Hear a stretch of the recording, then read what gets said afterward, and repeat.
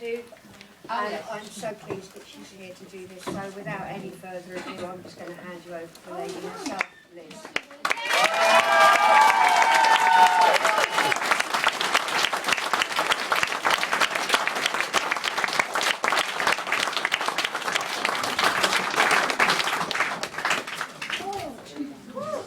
Wank off, sorry.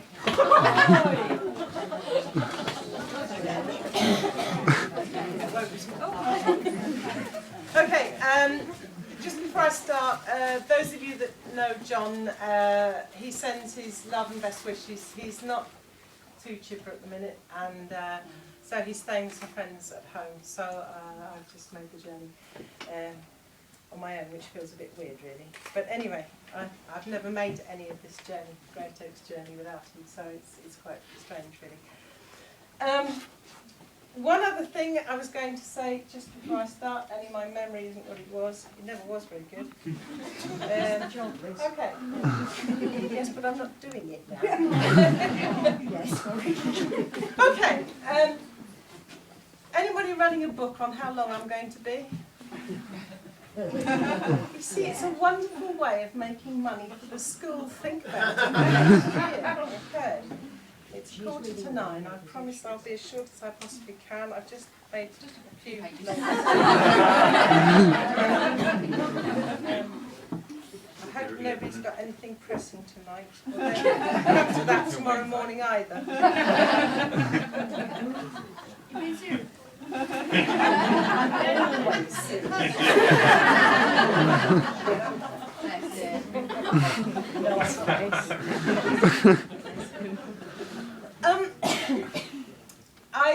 I've got your attention for a little while, and there's so many things that have happened, wonderful things that have happened, and so much talent that is developing in the school. It's absolutely fantastic, and it really does my heart good to know that this is happening. It's fantastic.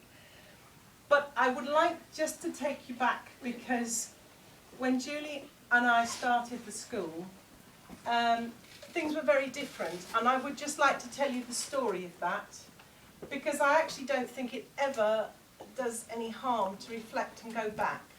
And actually I'm going to tell you a little bit about the inspirations that helped me and helped Julie and I plan how things were going to happen.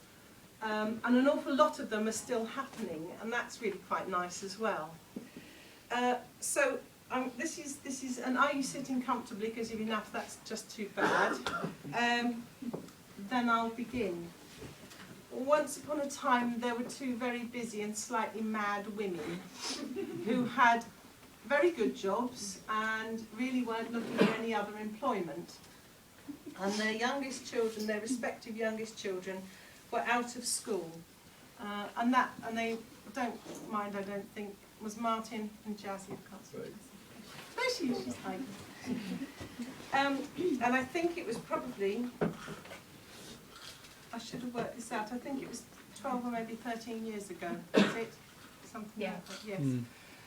And so Julie was spending a lot of time with Jazzy, and I was spending a lot of time, and so was John, with Martin, and therefore our jobs were compromised. And Julie, with her unerring ability to gather people in trouble around her, collected two more children. And sadly, we did ask them if they'd come tonight, but they didn't. You know, for whatever reason. But anyway, I remember actually the day Jazzy came out of school. I think Julie was working, and we went and walked down to the end of Deal Pier and back. And it doesn't sound very exciting, but actually, I don't know, it just sort of felt kind of special, really, and it was perhaps a turning point in the beginning, the beginnings of this school. Well, a few months went on, and we signed up to an organisation called Education Otherwise, which is an organisation of home-educated children. And they advertised a course which said how to run a small school. It was only a day course, so nothing ventured, nothing gained. We went up to the Central Quaker Meeting House in London and attended a course, Julie and I, for the day. on how to run a small school, and it was put into nice, succinct little chapters, and it all fitted into an A4 folder where the sides actually met. Do you know what I mean? It wasn't it wasn't very thick, it wasn't like that kind of, you know, it was about a quarter of that, you know, and I thought, well, that's quite doable, and then I thought, yeah, well, I don't know, there's an awful lot of sort of admin-y things and legally things and stuff you've got to go through to actually do this. And we came down the steps outside and we looked at each other and we said, this is stupid, we can't do this, you know, it's just too much, it's far too big an undertaking. Yeah, of course it is, absolutely. And we walked on probably 150 yards and we kind of looked at each other, and as I recall, we both started laughing. We did. And we both knew that really there wasn't any alternative, and actually it was quite exciting, really. And the reason that it became a necessity was because then Kieran, who I don't know if he's turned up. Has Kieran appeared? No.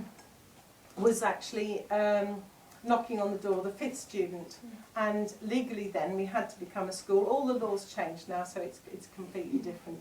But we started, and because we'd now got more children, we went invaded John's music room in our house in East Street, and that's where one or two of you will remember, and Kate certainly was with us, Imran joined us there. Stace, where's Stace?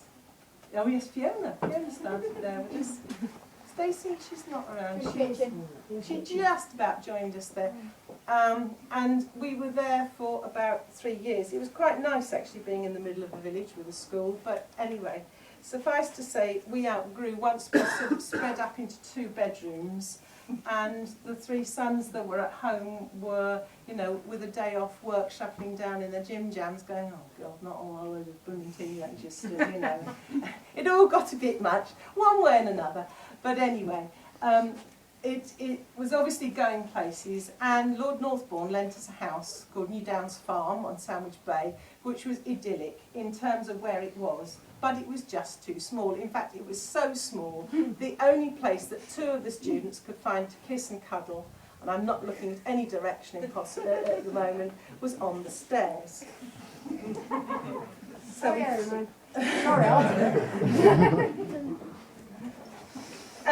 anyway, there we go. So we decided to move. As always, we wanted to know what the students wanted. And they wanted, I think it was 4 things. They wanted a house that didn't look like a school, that was a home and had a sort of family feel about it, with a garden and an Aga. Well, we managed 3 of the 4. And 1 or 2 wanted it by the sea. Well, actually, you know, now with this new road, 10 minutes on a push bike and you are at the beach. So, you know, we've nearly ticked that box as well, haven't we? Okay. Then we started this steepest learning curve of my life. Yours too? Probably, yeah. And understanding what the huge demands are on a day-to-day basis of actually kick-starting a place like this, dealing with what's happening every day, and trying to also step back and think, well, hang on, where are we going from here? And are we going from here? Because at that point, there's nothing to say that we actually would carry on. You know, once Martin finished his education, I thought, oh, well, you know. But I don't know. It didn't happen like that, did it? Not quite.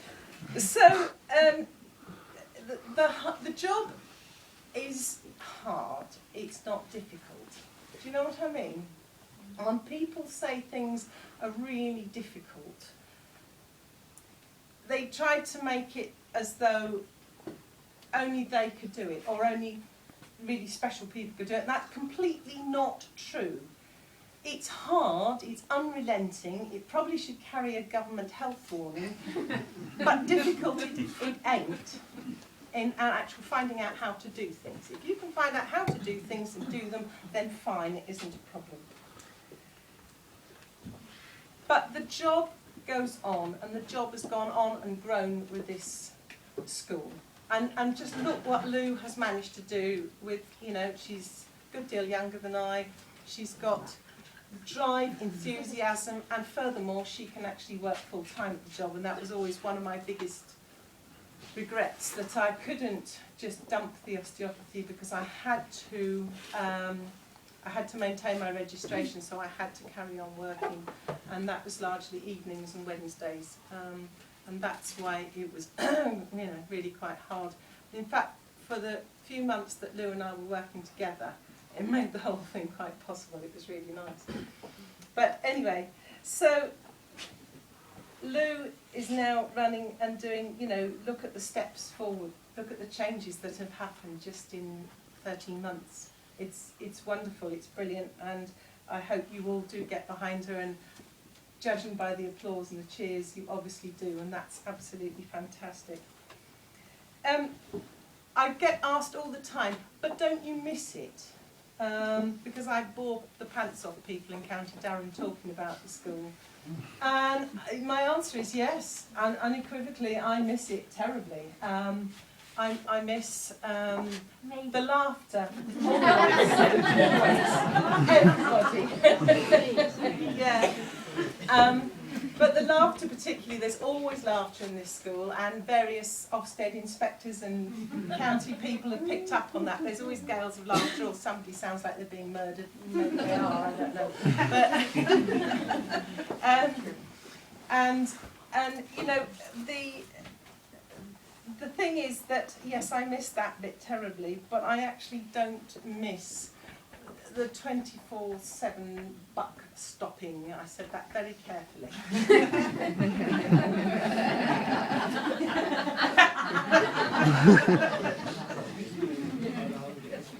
My husband John took on the finance 4 times actually. He tried to get out of it 4 times. 4 times he didn't manage to hand over the reins. And then Dawn hove into sight, and I think she's gone now. No, she's hiding. Oh, good. And Dawn has been such a wonderful success because she hasn't had a breakdown, got pregnant, gone off to India to marry, or started a knitting company that we know of. But even if she has, she still managed to keep going for the school, which is fantastic because 4 times, yeah.